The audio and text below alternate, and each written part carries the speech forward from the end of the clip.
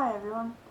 Well, it's like 1:45 in the morning and I'm tired but wide awake.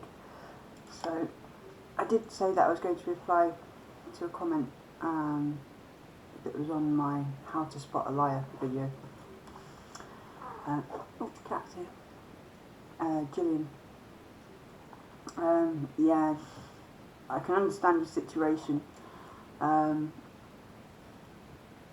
I'm not a psychiatrist or anything like that. I've had a lot happen to me. I have a lot of life experience when it comes to that sort of relationship, those sorts of people, those sorts of situations, even with the weight gain and things like that, self-image and all sorts of things that can affect you, especially at the age that you are. I mean, you're 18.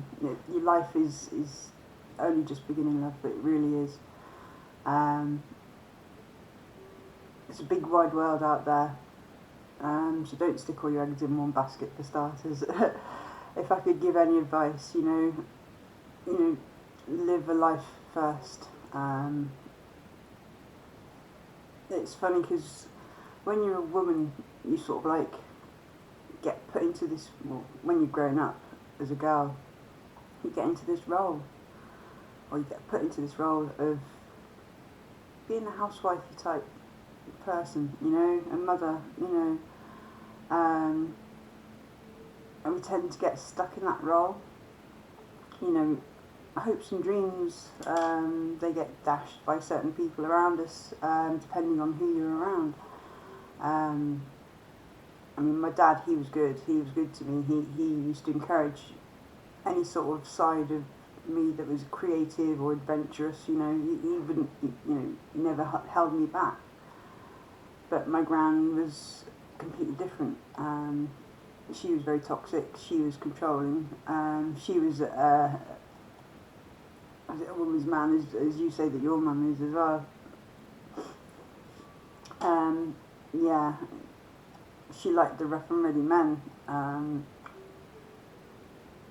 She liked the attention from them. I mean, when it comes to my husband,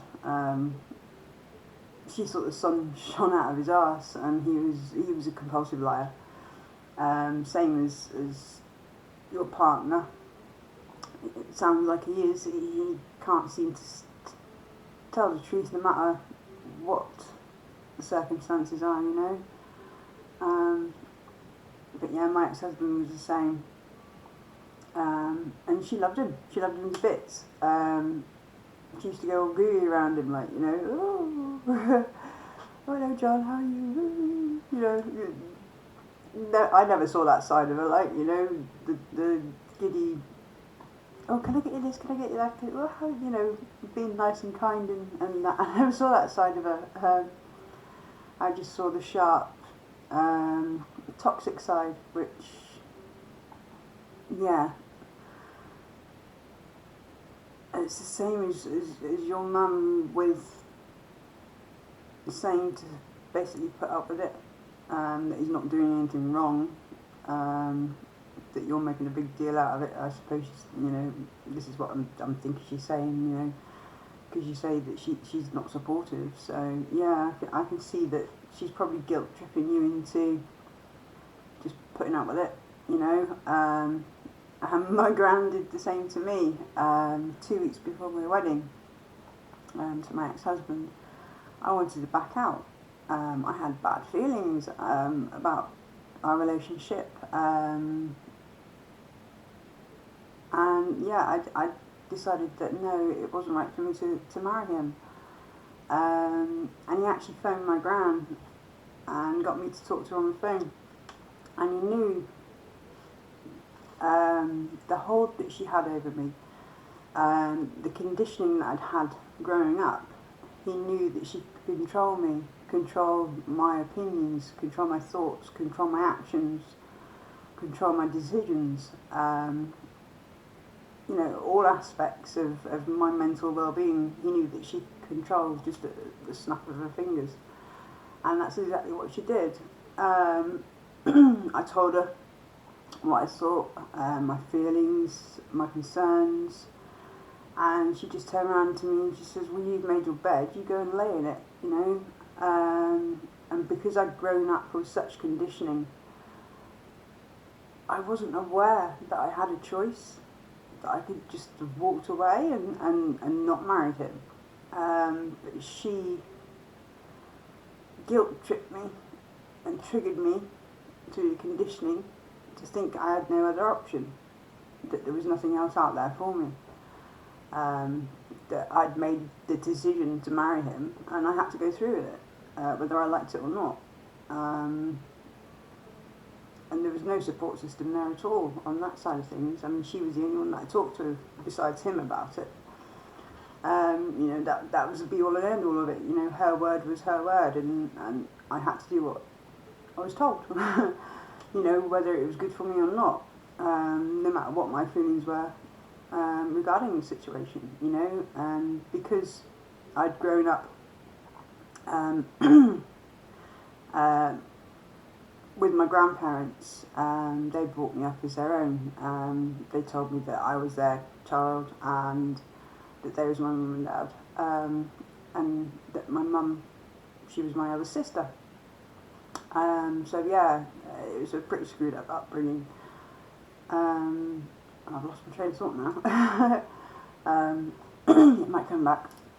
See, this is the thing as well, talking about traumatic things, it can shut my brain down, so you'll have to excuse me if I forget a little bit, you know, when I'm talking about my own past. But I do feel I need to get it out, so you might relate to some of it and see your own situation in it maybe, or even parts of it. Even maybe, not down to fine details, but you know, you might have some sort of,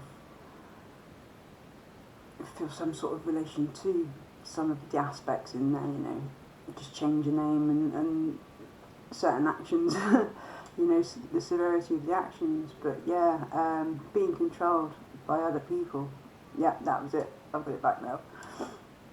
Because I was brought up by them, not that I knew who they were, I felt guilty because my gran had clothed me, you know, put a roof over my head, fed me, you know, and by all means, from what I thought, I didn't really have a bad life, you know. I had a bad life with the abuse, yeah, but as far as certain things, yeah, it was okay, but I didn't know any different, you know, so I thought everybody's life was the same.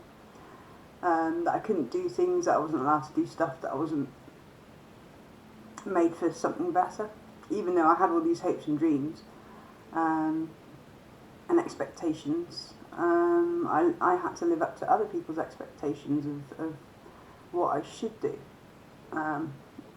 what they wanted me to do, you know. They wanted me, for whatever reason, be the scapegoat, I think it was, you know, be the one that got beat up and that, you know, everybody else took all their stuff out on me. And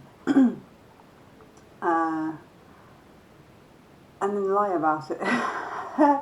And then tell me I should be grateful for the situation I was in, you know, and I had that guilt trip that, yeah, I should do what I'm told because they forked out for this, that and the other for God knows how many years of my life. They brought me up as their own, blah, blah, blah, blah, you know, all that sort of stuff. It does build up.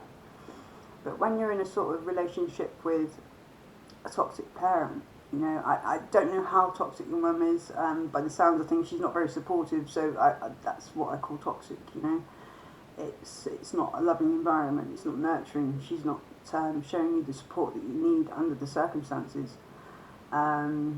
She just wants you to put up with it so she can ogle at your boyfriend or something like that because she likes his attention, you know. That might be the reason why she likes him around and, you know, wants you to stay in a relationship with him. You know, I know my mum, she would be that way inclined, you know, if I was living in a home with her with a nice young boyfriend. She knows no bounds, you know, she has no morals, you know. I know for a fact how she'd be, just by stories that I've heard, valid stories from valid people, you know, that wouldn't tell me lies at all, you know. They've known her, they've been in situations similar, and the way that she's acting in front of, her friends, boyfriends and partners and things like that, it's absolutely disgusting. You just wouldn't act that way, but that's the way she is, unfortunately that's the way some people are. It's the same with my husband being a compulsive liar, not owning up to what hurt is called, things that he used to lie about and things, stupid things, like I'd ask him if he's had a cup of tea and he'd be like, no, and I'd go to the kettle to put, to make a brew. His cup would be there half full with hot tea in it, no, I've not had a cup of tea. It's just instant lies. He just didn't know how to speak the truth, even just on the stupidest little things, the daily insignificant things. And if he's willing to lie on those things, what is he lying on other things, the more serious stuff. But even then, my mum's a compulsive liar, and she will lie until, you can show her facts, and she still will lie. She'll still make excuses or blame something else, she just hasn't got the ability to accept the truth. Or tell the truth. Now, I don't know if that's her just playing complete stupid, the act, or not. I am going to do a video on this after. It's something else that a lady, just me, she said something to me earlier, and it triggered something that, I'd like to make a little video on that, so I'll be doing that later. I won't explain to it now, because I'm keeping my concentration on you at the moment. In your situation. When you grow up in an environment like that, you get what's called being codependent. You feel that you need that security of people around you, even though that security is toxic, but you don't know anything different. Until you learn something different. By all means, I know that you say that you was in a bad relationship and you come out of that.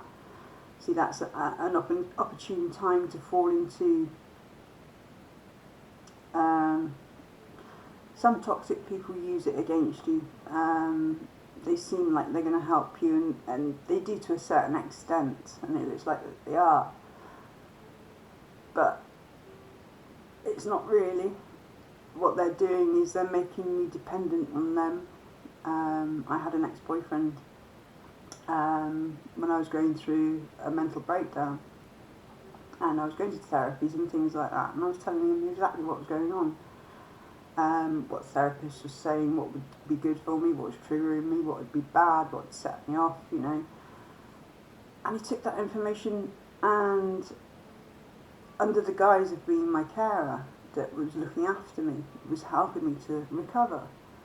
So we'd be doing this, that night, everything, doing all the housework, cooking, cleaning, we'd go shopping together. He went everywhere with me because I got to that stage where I couldn't even go out the house without having him with me. I got that attached to him. But he was the one that was triggering me.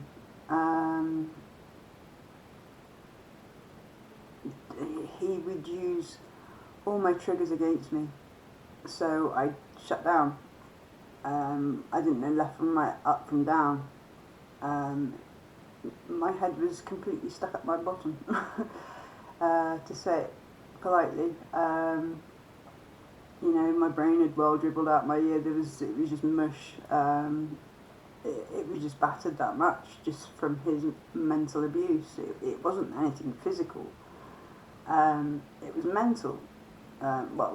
Towards the end, he got a bit like stalkery. He was trying to seal up my locks with glue and sealant and things like that. That I had to get. I don't know what country you're from, but in England, where I am, I had to get something called a non-molestation order out on him. So he couldn't approach me, he couldn't text me, he couldn't talk to me, or he'd risk going to prison. He did break that a couple of times, so it got extended, so he couldn't come anywhere near me for a few years. And I don't wish that he does now, he's just not the sort of person that I'd want around me.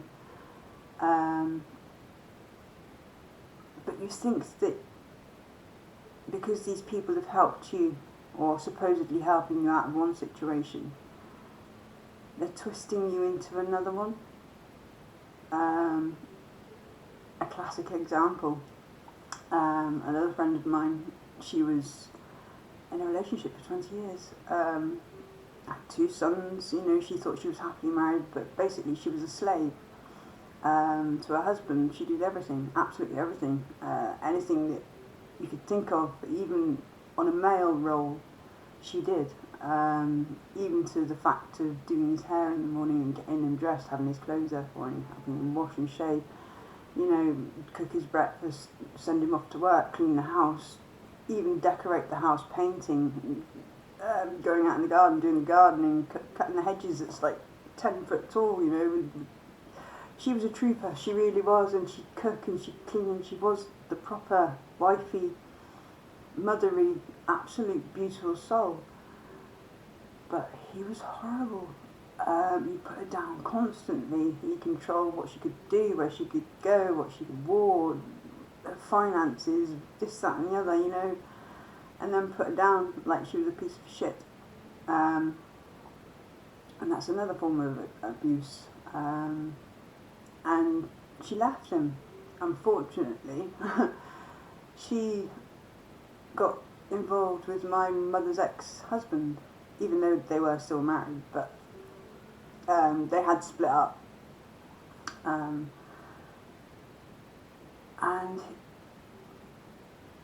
my mum's ex-husband took her for a lot of money.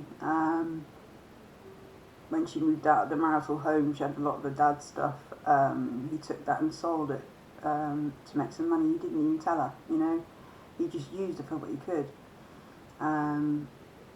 But she saw that again, she noticed it, because she'd gone to some lessons about toxic behaviour and how to recognise the manipulation and the behaviour. And now she's happily married to the love of her life, She's got a completely different life. It's the same as me, I've removed toxic people from my life, and my life has changed completely. I've gone for nearly 48 years, and I'm only just having a life as much as I've wanted one.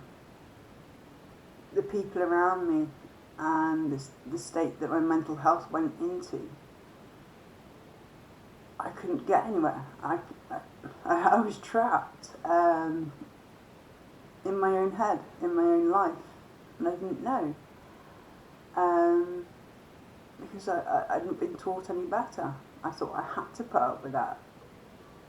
And these people will use guilt trips. Oh, we looked after you for so long, I helped you, this is what I can imagine, that your boyfriend would say to you, well, I helped you out of this situation, it's like, you owe me, type thing. But how many times do you have to pay, or can you say thank you, or can you repay that gesture?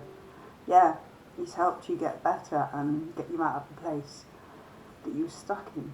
But now it's gone on to something else, but with the same feeling, with the same pain, with the same upset, with the same imbalance, There's all the love coming from your side, yeah.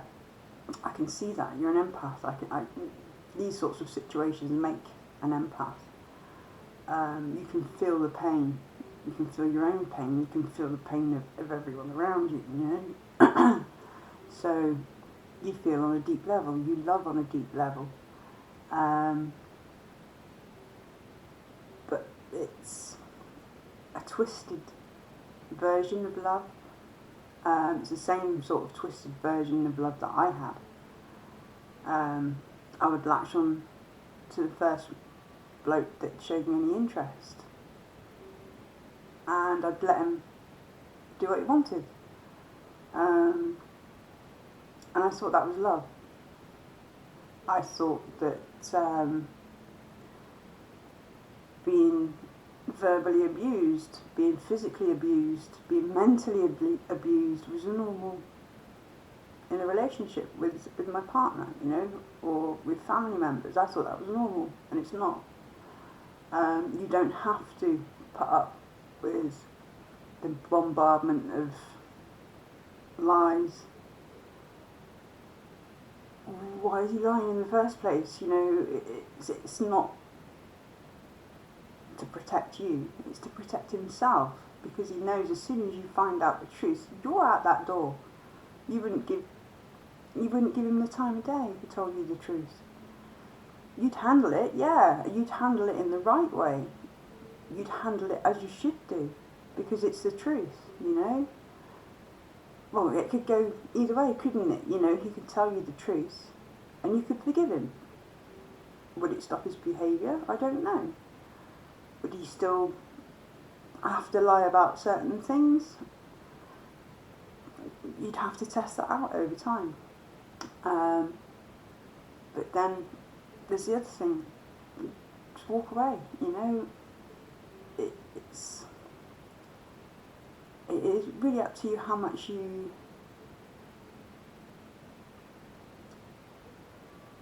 want a life, what your hopes and dreams are for a life, because if it's like this now, it's only going to get worse. It doesn't get any better. It really doesn't, especially after how long you've said you've been with him, you know, and you're both young, he's young. It seems like he's a typical young, naive lad that just needs a lot to learn as well. I mean, you sound very, very intelligent. You have your head screwed on. From what you say and your responses back, you know the situation for what it is. It's just that it's all those emotions that's stopping you. And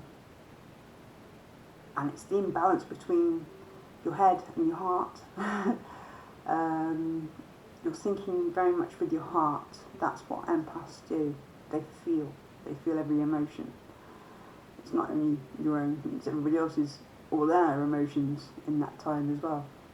So it's a bombardment of all this energy, different people, different emotions. And it's trying to balance it out with your brain. You know what's logical. The way you talk, you understand the situation, you understand what you should do. But then you have all this emotion taking over. But I love him. Yes. But he's helped me do this. Yes. But my mum says I should do this. Mum, you know, you're bringing everybody else's opinions into your decision, and it should be just your decision for your good. Because if it's other people's decisions about your life, it's not because they want the best for you. It's because they want the best for them. What can they get from you?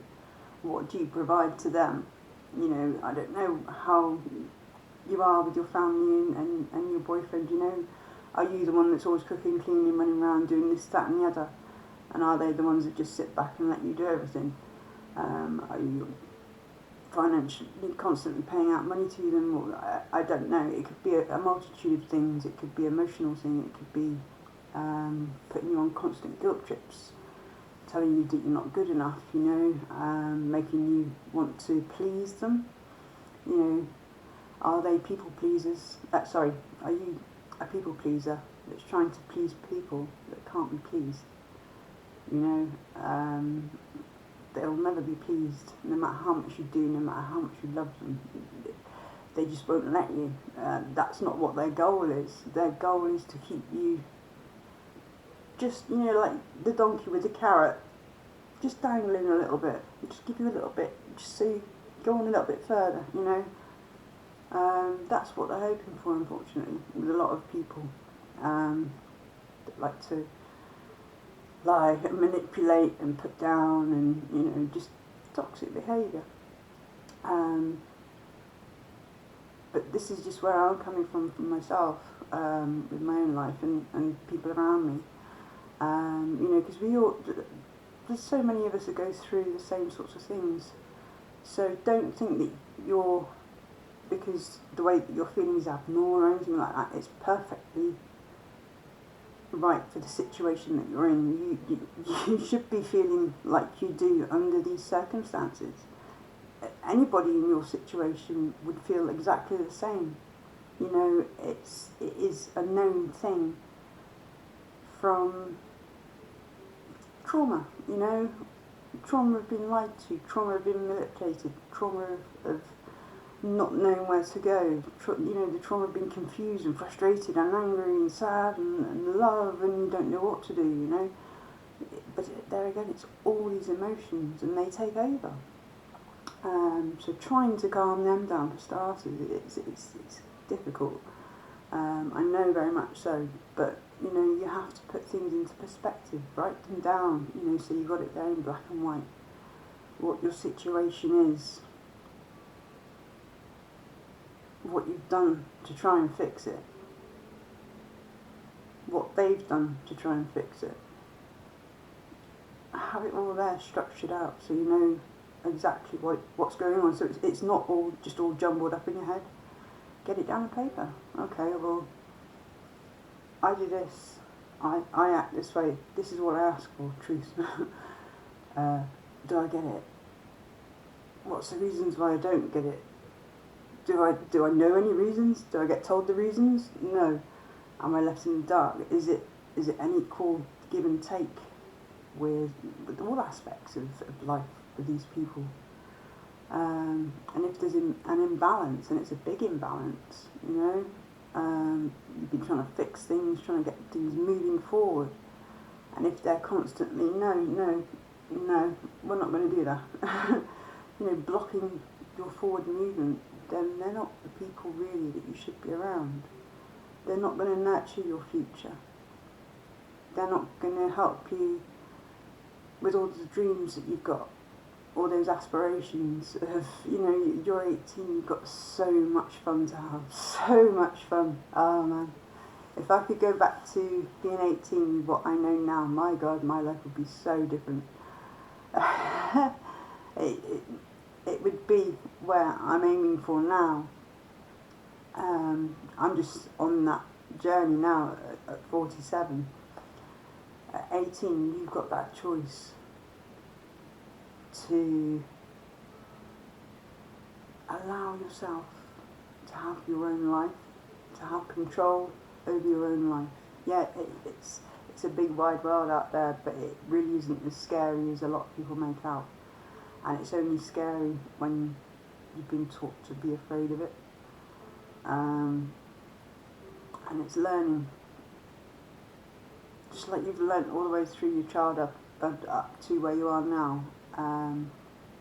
There's been a lot of maybe bad things that you've learnt, some codependent tendencies, and some twisted values of what love should be, what family should be, what friendship should be, what partnership should be, what lovers should be, because it all intermingles, you know, it's not just, you know, it's through your life as well, because, you know, you will encounter these people again, and because you're an empath, you will find that there's a lot of toxic people that will try and come and manipulate you because they know that you've got a good heart, that you're giving, you're kind.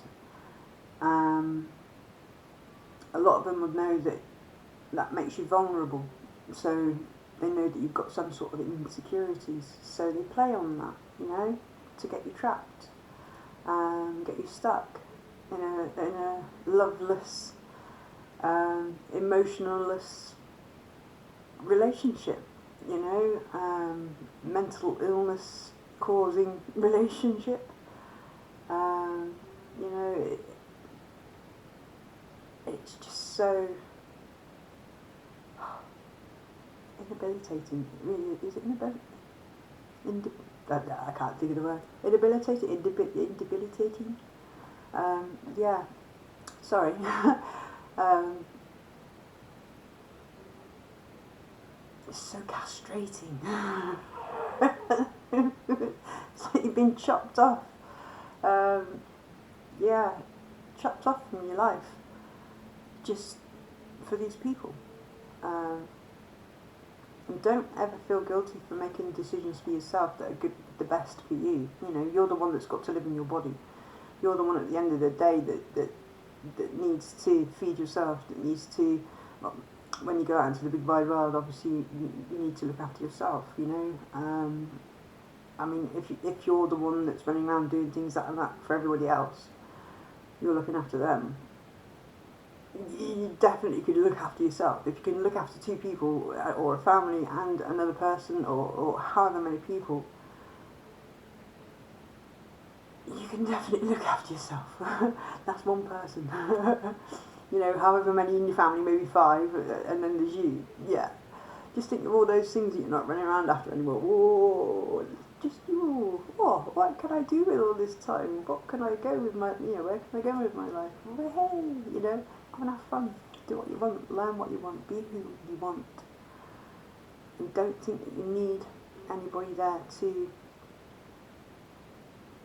validate who you are, or give you permission to be who you want to be.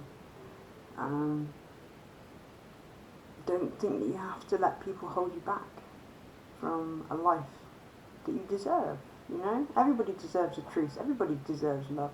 Everybody deserves nurturing.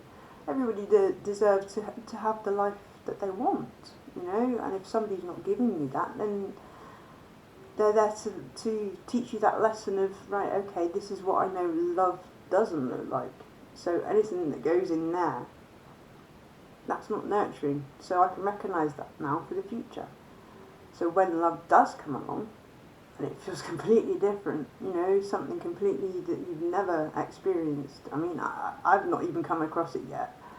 I mean, I've experienced the love of my daughter, or, you know, the love of my dad, like, you know, things like, I'm love of my friends, but when it comes to that deep soul bond with the love of your life, I've not experienced that. So I can't imagine what it feels like, but, you know, I know it's going to be better than anything that I've had, or anything that I've allowed myself to stay in, you know. Yeah, 47 now, and my life's just starting. So, yeah, you've got big decisions, and they are life-changing decisions, but they're also, how can I go? Mentally changing things as well, you know. When you understand all these things that I'm talking about throughout my videos, you have a better sort of like awareness of what's coming toward you in life, and you can make better choices. I mean, if I'd have known everything that I do now back at your age, I don't think there would be, yeah, there wouldn't be any part of that I'd repeat. You know, I'd avoid a lot of things, a lot of people, a lot of situations. I mean, I suppose the only one that I wouldn't want to avoid would be my husband, because I got a beautiful daughter out of him. You know, I wouldn't change that bit for the world. But, you know, I suppose that, yeah, if I'd have made different decisions, I'd still have a child, maybe more. I'd still have my daughter Jade somewhere. She might have come out a boy, she might come out a girl, but with a different dad, you know. I would have made better choices. For me, for starters, and then better choices in a life partner, you know. Like I say, I know you love him, but do you really want to stay in such a painful relationship, even with all the stuff that he's done for you? Yeah, be grateful, you know. You've paid him back 1,000 times, I'm sure, in one way or another, you know. You don't have to spend your lifetime paying him back, not at all. but whatever your decision is, sweetie, I really do wish you all the best in the world.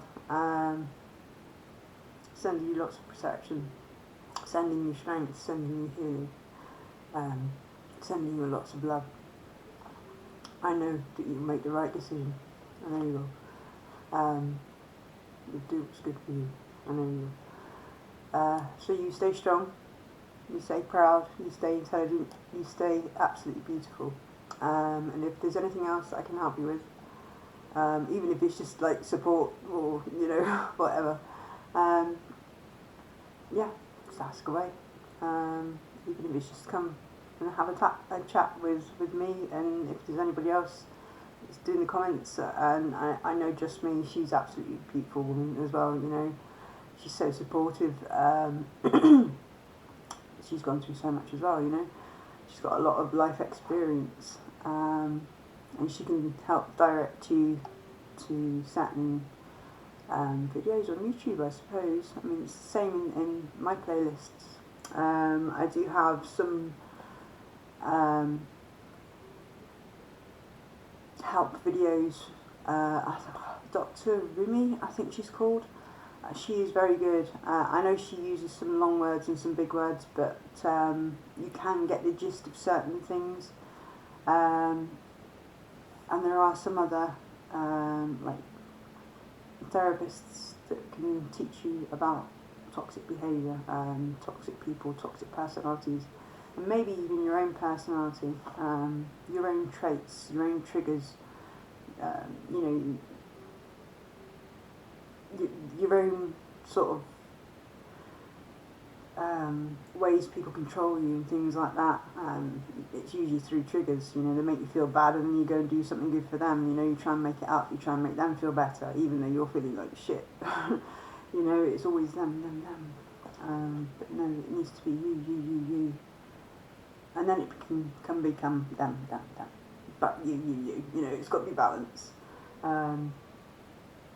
Yeah, I really do wish you all the luck in the world with this situation. But at the end of the day, the decision is yours. But at the end of the day, you've always got free will. You control your life. You're allowed to. It's your life. You do what you want with it. Just make it a good one. Always come back to me when you're there. You've made your millions, and you go, I'll be there as well, making mine. So, see you later, sweetie. Love you lots. Bye bye.